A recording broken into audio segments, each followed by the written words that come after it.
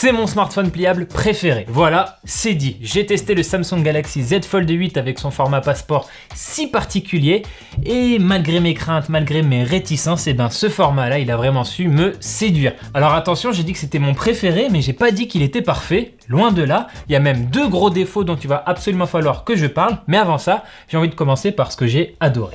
Hop hop hop. Est-ce que comme moi, vous aimez le fait qu'un smartphone pliant permet de rentrer un écran de tablette dans votre poche? Trop pratique en vrai. Par contre, j'aimerais bien que ma batterie portable fasse la même taille. Et ça, c'est pas gagné. Enfin, plus maintenant. Pendant un moment, j'avais presque oublié que TubeTech était le partenaire de cette vidéo. Avec moi, j'ai 2 modèles pour 2 utilisations différentes. La première, c'est la TubeTech 10 Mini. Alors comme son nom l'indique, elle est hyper compacte. Vous pouvez la glisser dans votre poche, dans votre sac, et c'est parfait pour partir en vacances. Elle a une capacité de 10 000 mAh, une puissance de 55 watts, et regardez, il y a même un petit écran LED qui indique la puissance de charge, et combien de batterie il vous reste. Avec elle, vous pourrez recharger votre ordinateur, votre appareil photo, votre console portable, et évidemment, votre smartphone, qu'il soit pliant ou pas. Et si jamais 10 000 mAh ça vous semble un peu trop peu, et ben TubeTech propose le même modèle, en version plus. Celle-ci, elle a une capacité de 15 000 mAh, une puissance de 100 watts, et ça va jusqu'à 120 watts si vous avez les smartphones compatibles, type Xiaomi. Et ça, c'est valable pour tous les appareils, smartphone, ordinateur portable, console, etc. Elle est équipée du même petit écran qu'on a sur la version mini, mais surtout celle-ci, elle est faite pour le voyage en avion, puisqu'elle est certifiée CCC. Ça veut dire que si vous allez en Asie, cette batterie ne sera pas retenue à la douane, parce qu'il faut savoir que cette norme est obligatoire chez eux, et pas forcément sur le sol européen. Bref, si ces 2 produits vous intéressent, je vous mets tous les liens et toutes les infos dans la description. Allez, on reprend la vidéo. Ce que j'ai vraiment aimé sur ce Fold 8, c'est tout simplement son format passeport. J'ai vraiment kiffé. En le testant, je me suis rendu compte vraiment que c'était le bon équilibre dans la vie de tous les jours entre la promesse d'un flip, à savoir du coup la compacité, et la promesse d'un fold, à savoir un grand écran qui se plie. Et ce téléphone, il a le nom de Fold, mais moi, à la longue, j'ai trouvé même qu'il était plus intéressant qu'un format Fold classique. Du coup, c'est le Fold 8 Ultra sur cette génération, parce que ici, en fait, j'aime vraiment les 2 écrans. Il n'y en a aucun où j'ai l'impression de faire des compromis dans mes habitudes. Je vais commencer avec l'écran interne de 7,6 pouces, et ici, ce que j'aime bien, c'est qu'on a une vraie tablette avec un usage horizontal ou vertical, selon ce que vous voulez faire avec. Donc à l'horizontale, c'est pratique pour vos contenus vidéo sur YouTube ou pour vos films et séries en SVOD. On les regarde en plus grand, c'est plus confortable. Et en l'orientant à la verticale, on passe plutôt sur des usages de lecture d'articles ou de scroll sur les réseaux sociaux. Et là, il y a aussi quelque chose de vraiment satisfaisant. Cet écran interne, il a un format 4/3 qui est donc parfaitement adapté aux photos que vous prenez, parce que les photos que vous prenez sur smartphone, elles ont aussi un format 4/3. Donc quand vous les affichez en grand sur cet écran, eh ben, elles occupent tout l'espace.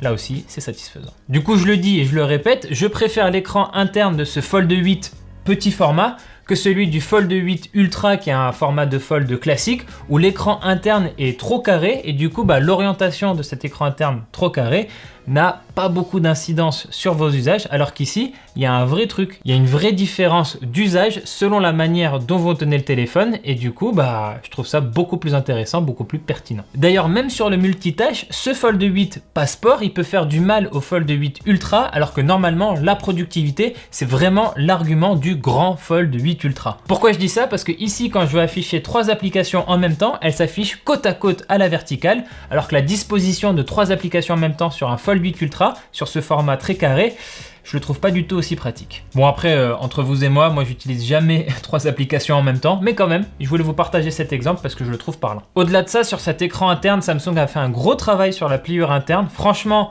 faut s'emmerder quand même à le tourner dans tous les sens pour essayer de la distinguer visuellement. Elle se voit, je dis pas le contraire, mais bon, faut vraiment pinailler, et sous le doigt surtout, elle est quasiment imperceptible. Donc franchement ici, Samsung a fait du très bon taf, rien à redire. Ma seule crainte à ce niveau-là, c'est que ce joli travail fait sur la pliure ne s'estompe au fil du temps avec les usages, mais ça malheureusement, je peux pas vous le dire à l'heure actuelle. Passons maintenant à l'écran externe de 5,5 pouces, où j'avais vraiment des craintes par rapport à ce format très écrasé 10/16e. J'avais peur que l'usage au quotidien soit bof quoi. Et finalement on s'y fait très bien, il est tout à fait adapté à plein de tâches différentes. À aucun moment je me suis senti limité dans mes usages, donc franchement, pas de souci là-dessus. Par exemple, j'avais peur d'être gêné en écrivant des messages parce que j'avais peur que le clavier occupe une trop grande partie de l'écran. Et finalement, j'ai trouvé ça même plus pratique que sur un format classique de Fold où l'écran externe, même s'il y a eu du bon travail fait dessus, reste globalement un peu plus étroit qu'un smartphone classique. Ici c'est l'inverse, il est plus large qu'un smartphone classique, donc on a encore plus d'espace pour mes gros doigts balourds et maladroits. Sur cet écran externe, mon principal doute, il va concerner l'usage à une main. À titre personnel, j'ai pas été embêté, surtout parce que l'interface One UI de Samsung, elle est plutôt bien faite de ce côté-là. Pour accéder au panneau de notification et des raccourcis, il n'y a pas besoin d'accéder au haut de l'écran, je peux faire un glissement depuis le milieu de l'écran et ça suffit. Pareil sur le tiroir d'application, la recherche d'app, elle est accessible en bas de l'écran, donc facile d'accès. Donc pour tout ça, moi j'ai pas ressenti de gêne. En revanche, pour avoir laissé le téléphone entre les mains de certains collègues et de certains amis, selon la manière dont vous tenez le téléphone, ça peut être plus ou moins inconfortable. Donc franchement, si vous avez un doute par rapport à ça, allez l'essayer en magasin si vous le pouvez. Autre détail important, le lecteur d'empreintes, il est placé sur le côté et moi en tant que droitier, il tombe parfaitement sous le pouce, j'ai eu aucun souci là-dessus. Par contre, pour quelqu'un qui est gaucher, le mouvement à faire avec l'index pour déverrouiller le téléphone, il est peut-être un peu moins naturel, donc attention à ça. J'ai eu plus souvent des erreurs avec mon index gauche qu'avec mon pouce droit. Et plus globalement sur le design, j'en parlais dans ma prise en main, mais juste ce Fold 8, il est tout mignon, il est agréable en main, il est agréable visuellement, il y a quelque chose qui me fait l'adorer. C'est comme ça, voilà. Il y a peut-être aussi le goût de la nouveauté, mais ce Fold 8, il me laisse pas du tout indifférent. Il laisse personne indifférent autour de moi. Et ça, franchement, c'est une vraie réussite. Bravo Samsung là-dessus. Pour le reste, il y a plusieurs informations à connaître, notamment le fait que le smartphone, il tourne sur One UI 9, qui est l'interface de Samsung basée sur Android 17. Pas de changement majeur par rapport à l'année dernière. Si vous avez utilisé un smartphone Samsung sur au moins les 2 dernières années, vous ne serez pas perdu. On a toujours Galaxy AI qui est toujours très fort sur la retouche photo et on a Gemini qui est absolument partout dans l'expérience One UI. Donc voilà, ça on connaît et surtout on a les 7 ans de mise à jour logicielle, aussi bien sur les mises à jour Android que sur les patchs de sécurité. Ça, sur Android, on ne fait pas mieux. À l'intérieur du Fold 8, on a un Snapdragon 8 Elite Gen 5 qui est donc une puce très puissante. Rien à redire là-dessus, j'ai eu aucun problème de fluidité pendant mon test. Le seul petit truc à noter quand même, c'est que la chauffe peut vite apparaître sur un jeu 3D un petit peu gourmand par exemple, mais ça ne m'a jamais vraiment inquiété non plus. Côté batterie, Samsung se met enfin, mais très timidement, au silicium carbone et grâce à ça, ils ont réussi à caler, mine de rien, une batterie de 4800 mAh dans ce format miniature. En termes d'autonomie, ce Fold 8, c'est pas un champion en la matière, mais c'est pas non plus un mauvais élève. Il fait tout à fait bien le taf. Moi, personnellement, sur mes usages navigation web, prise de photos, beaucoup de YouTube, beaucoup de lecture musique, pas mal quand même de TikTok et d'Instagram. Je tiens facilement une journée et demie en mêlant les deux écrans, écran externe, écran interne, parce que je rappelle, l'écran interne consomme plus d'énergie que l'écran externe. Ça, c'est toujours bon à savoir sur un smartphone pliable. Sur ce Fold 8, finalement, la vraie bonne nouvelle pour la batterie, c'est la charge rapide qui passe à 45 watts au lieu des 25 watts qu'on se coltinait sur les générations précédentes. Alors dit comme ça, 45 watts, ça peut paraître pas forcément beaucoup comparé à des marques chinoises notamment, mais quand même, en une demi-heure, on a 60-65% de batterie. Ça devrait suffire normalement pour une grande partie des utilisateurs.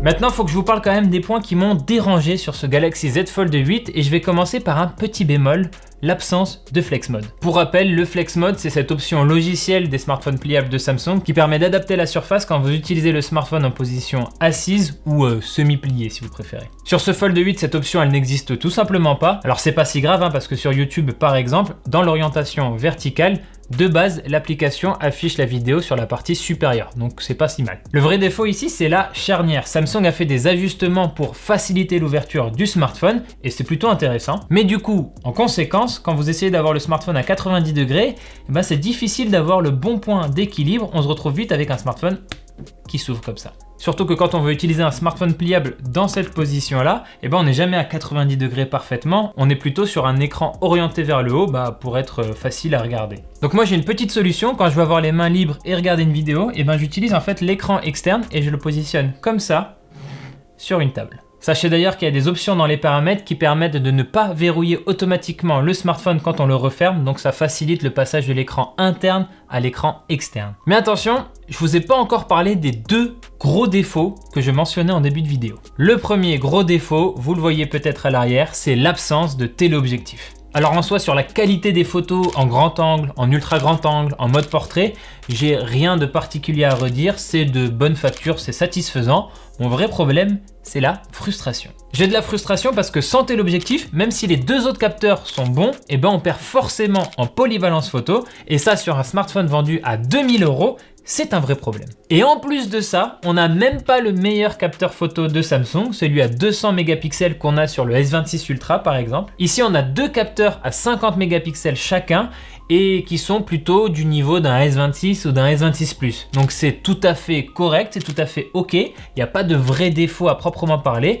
mais on sent que c'est pas tout ce que Samsung peut faire en photo. Et je rappellerai d'ailleurs qu'en 2026, même les meilleurs smartphones photo de Samsung ne sont plus forcément les meilleurs du marché, face à des Xiaomi ou des Oppo qui font de vraies prouesses là-dessus. Donc ici on a Samsung qui n'est déjà pas forcément le meilleur du marché en photo, et avec ce Fold 8, on n'a même pas le meilleur de Samsung en photo. Pour 2000 €, ça fait de gros sacrifices, je trouve. Maintenant, il y a un argument qu'on peut m'opposer, c'est que les gens qui veulent acheter ce format de smartphone ne sont peut-être pas ceux qui sont intéressés par les plus belles photos à prendre avec leur téléphone, etc. C'est un argument que je peux entendre, mais encore une fois, pour 2000 €, c'est quand même un compromis qui me paraissait difficile de balayer sous le tapis. Le deuxième gros défaut, je l'ai déjà un petit peu évoqué du coup, c'est le prix. Le prix officiel commence à 1999 € pour la version à 256 Go.